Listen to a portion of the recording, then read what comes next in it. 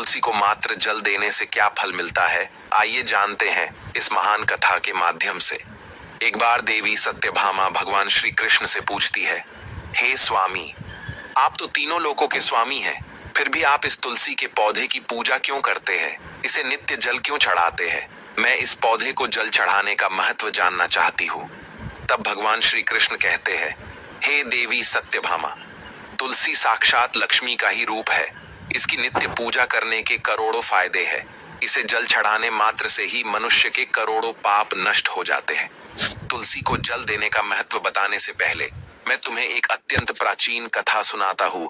इस कथा के माध्यम से तुम्हें तुम्हारे सारे प्रश्नों के उत्तर मिल जाएंगे, इसीलिए तुम इस कथा को ध्यान से सुनो।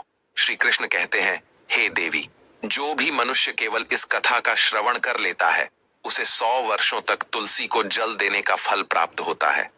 देवी सत्यभामा कहती है, हे प्रभु, मैं इस कथा को अवश्य सुनना चाहती हूँ। आप मुझे वह कथा सुनाइए, मैं इसे पूरे ध्यान से सुनूंगी। तब भगवान श्री कृष्ण देवी सत्यभामा को तुलसी को जल देने के महात्म्य की कथा सुनाते हैं। हे देवी सत्यभामा, इस विषय में एक प्राचीन इतिहास है जो बहुत ही उत्तम और पुण्य फल प्रदान करने वाला है। पूर्व काल की बात है, अवंतीपुरी में धनेश्वर नाम का ब्राह्मण रहता था। वह जन्म से तो ब्राह्मण था, किंतु वह कर्म से भ्रष्ट, कपटी बुद्धि वाला, कंबल तथा चमड़ा आदि बेचकर धन कमाने वाला तथा अत्यधिक झूठ बोलने वाला था। उसका मन हमेशा बुरे काम करने में लगा रहता था। वह चोरी, वेश्यागमन तथा जुए में आसक्त रहता था। उसने अपने जीवन में कभी पुण्य के काम नहीं किए, शास्त्रों का अध्ययन नहीं किया, पूजा पाठ भी नहीं किया। सदैव अपना मन दूसरों के धन पर लगाकर रहता था। वह दिन में धन कमाता और रात्रि में वेश्याओं के साथ रात बिताता था। इस प्रकार से वह अत्यंत पापी धनेश्वर ब्राह्मण अपना जीवन केवल पाप करने में व्यतीत करता था। उसने अपने मुख से कभी भगवान विष्णु का नाम भी नहीं लिया और न कभी देवी देवताओं का पूजन किया। इस प्रकार से पाप करते हुए उसे अनेक वर्ष बीत गए। फिर वह धनेश्वर ब्राह्मण खरीदी बिक्री करने के लिए माहिष्मतीपुरी में जा पहुंचता है। उस नगर के पास से नर्मदा नदी बहती है। उस स्थान पर उस नदी में स्नान करने के लिए दूर दूर से लोग आया करते हैं। फिर वह ब्राह्मण उसी नदी के किनारे के एक आश्रम में ठहरता है। उस आश्रम में अनेक विद्वान ब्राह्मण पुराणों का पठन तथा भगवान विष्णु की स्तुति में मग्न रहते थे। वह पाखंडी धनेश भी ढोंग करता हुआ वहीं पर उनके साथ रुक गया। उन विद्वान ब्राह्मणों के साथ रह के उसे भी श्री हरि विष्णु के नाम सुनने का अवसर मिलता था। वह उस स्थान पर 1 महीने तक रुका। फिर वहां पर आए लोगों ने गायों का पूजन करके ब्राह्मणों को भोजन कराया, तो उस पापी ब्राह्मण ने भी उनके साथ बैठकर भोजन किया और भगवान का प्रसाद ग्रहण किया। वहीं पर उस आश्रम में एक तुलसी का पौधा था। वह ब्राह्मण जाने अनजाने में ही उस तुलसी के पौधे में पानी डालता था। उसके मन में कोई विचार नहीं था कि वह क्या कर रहा है। वह रोज सुबह उठकर पात्र में पानी लेकर तुलसी के पौधे में डालता रहता था। फिर एक दिन वह आश्रम में सोया हुआ था, तो उस स्थान पर एक सर्प आ गया और उस सर्प ने उसे नींद में ही काट लिया। उस पापी ब्राह्मण की नींद में ही मृत्यु हो गई। सुबह जब अन्य ब्राह्मणों ने उसे बेहोश अवस्था में देखा, तो उन्होंने उसके मुख में तुलसी पत्र और तुलसी का जल डाल दिया। फिर सभी ब्राह्मणों को पता चला कि उसकी मृत्यु हो गई है।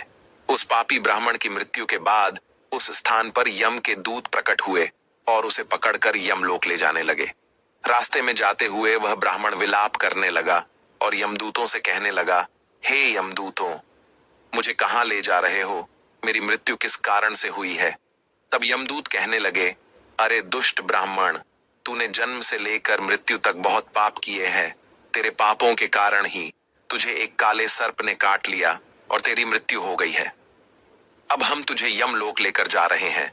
वहां पर यमराज तेरे पाप कर्मों का लेखा जोखा देखेंगे और निश्चित ही तुझे वे नरक में डालेंगे।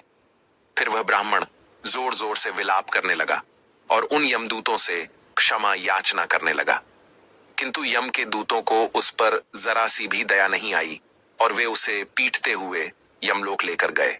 जब यम के दूत उस ब्राह्मण को लेकर यमराज के सामने पहुंच गए, तो यमराज के पास बैठे हुए चित्रगुप्त ने उस ब्राह्मण के जन्म से लेकर मृत्यु तक के कर्मों का लेखा जोखा निकाला और यमराज से कहने लगे, हे महाराज, इस ब्राह्मण ने तो बचपन से लेकर मृत्यु तक पाप ही पाप किए हैं। इसने कोई पुण्य का काम नहीं किया है। यह तो मूर्तिमान पाप ही है। इसे कल्प भर के लिए नरक में डाल दिया जाए। फिर यमराज कहते हैं, हे दूत, जीवन भर पाप करने वाले इस दुष्ट ब्राह्मण को उठाकर ले जाओ और इसे कुंभीपाक नामक नरक में डाल दो। यमराज के आदेश का पालन करते हुए वे यम के दूत हंसते हुए उस पापी ब्राह्मण को लेकर चले गए और उसे मुदगरों से पीटने लगे, जिससे उस ब्राह्मण का मस्तक टूट गया और वे उसे कुंभीपाक नामक नरक में ले गए। उस भयंकर नरक में खौलते हुए तेल के बड़े बड़े घड़े थे, जिसके नीचे भयंकर अग्नि धधक रही थी। फिर यमराज के दूत ने उस ब्राह्मण को उस खौलते हुए तेल के घड़े में डाल दिया। लेकिन जैसे ही वह ब्राह्मण उस खौलते हुए तेल के घड़े में गिरा, वह तेल एकदम से ठंडा पड़ गया। इस विचित्र घटना को देखकर उस यम के दूत को बड़ा आश्चर्य हुआ। ऐसा पहले कभी नहीं हुआ था। उसने कितने ही पापियों को उस तेल के घड़े में डाला था। वे सभी उस खौलते तेल में गिरकर छटपटाने लगते थे। लेकिन जैसे ही वह ब्राह्मण गिरा, वह तेल अचानक से शांत और शीतल हो गया। इस आश्चर्य को देखते ही वह यमदूत तीव्र गति से दौड़ता हुआ यमराज के पास पहुंच गया। यमराज ने पूछा, हे दूत, क्या बात है? इतनी तीव्र गति से दौड़ते हुए क्यों आ रहे हो?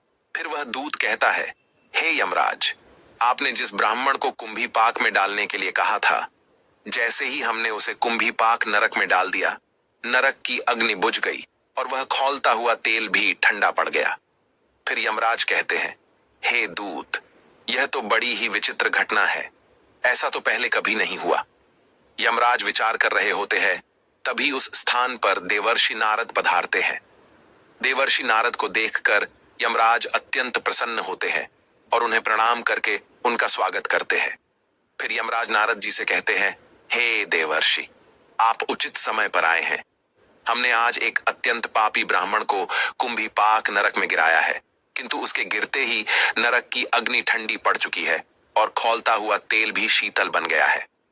तब देवर्षि नारद यमराज से कहने लगते हैं, हे धर्मराज, आपने जिस ब्राह्मण को कुंभीपाक नरक में डाला है, वह नरक में डालने योग्य नहीं है, क्योंकि इस ब्राह्मण के द्वारा अनजाने में ही ऐसा कर्म हो गया है जो नरक का नाश करने वाला है। जो मनुष्य पुण्य करने वाले लोगों के साथ रहता है, उसे उनके पुण्य का भाग अवश्य मिलता है। और ये ब्राह्मण तो 1 महीने तक भगवान विष्णु के भक्तों के साथ रहा है। इस ब्राह्मण में आश्रम में रहते हुए नित्य तुलसी को जल अर्पण किया है, इसीलिए ये बहुत बड़ा पुण्यवान बन गया है। इसके समस्त पाप नष्ट हो गए हैं। ये ब्राह्मण अब विष्णुलोक जाने का अधिकारी बन गया है। इस ब्राह्मण ने अनजाने में ही इतना पुण्य कमाया है जो जन्म जन्मांतरों में मनुष्यों को प्राप्त नहीं होता है। इसीलिए आप इसे नरक में न पकाओ। इस ब्राह्मण के पापों के लिए इसे केवल इतना दंड दो, इसे नरक लोक का दर्शन कराओ। देवर्षि की बात सुनकर यमराज अत्यंत प्रसन्न होते हैं और ब्राह्मण को कुंभीपाक नरक से निकाल कर लाते हैं और अपने दूतों से कहते हैं, हे दूत, इस ब्राह्मण महात्मा को ले जाओ और संपूर्ण नरकों का दर्शन कराओ। फिर यम के दूत उस ब्राह्मण को ले जाते हैं और संपूर्ण नरकों का दर्शन कराने लगते हैं। भगवान श्री कृष्ण कहते हैं, हे देवी सत्यभामा, इस प्रकार से यम के दूत उस ब्राह्मण को संपूर्ण नरकों का दर्शन कराते हैं और यक्ष लोक में ले जाते हैं और फिर वह ब्राह्मण एक यक्ष बन जाता है। श्री कृष्ण कहते हैं, हे देवी, वनस्पति नाम तुलसी, मासा नाम कार्तिकः प्रिय, एकादशी तिथि नाम च क्षेत्राणाम द्वारका मम। वनस्पतियों में मुझे तुलसी प्रिय है, मास में कार्तिक मास, तिथि में एकादशी और क्षेत्र में मुझे द्वारका प्रिय है। इसीलिए जो मनुष्य नित्य तुलसी की पूजा करता है, तुलसी को जल देता है, वह मुझे सबसे अधिक प्रिय है। उस मनुष्य की कभी दुर्गति नहीं होती है, वह कभी नरक में नहीं गिरता है। जिन घरों में तुलसी का पौधा सदैव ही हरा भरा रहता है, उस घर में सुख शांति और समृद्धि बनी रहती है। भगवान विष्णु की पूजा में और उन्हें चढ़ाए जाने वाले भोग में तुलसी के पत्र अवश्य होने चाहिए, क्योंकि तुलसी पत्र के बिना भगवान विष्णु किसी भी प्रकार का भोग स्वीकार नहीं करते हैं। अगर आपके घर में तुलसी है तो सुख शांति और समृद्धि के लिए तुलसी को चुनरी अवश्य चढ़ानी चाहिए। हमेशा ध्यान रहे कि तुलसी का पौधा चुनरी के बिना अधूरा होता है। तुलसी केवल एक पौधा नहीं है, बल्कि वह देवी है, विष्णु पत्नी है। इसीलिए तुलसी को चुनरी अवश्य ही चढ़ानी चाहिए। इससे पति पत्नी में प्रेम और विश्वास बढ़ता है। घर में रहने वाली महिलाएं सदा सुहागिन और सौभाग्यशाली रहती है।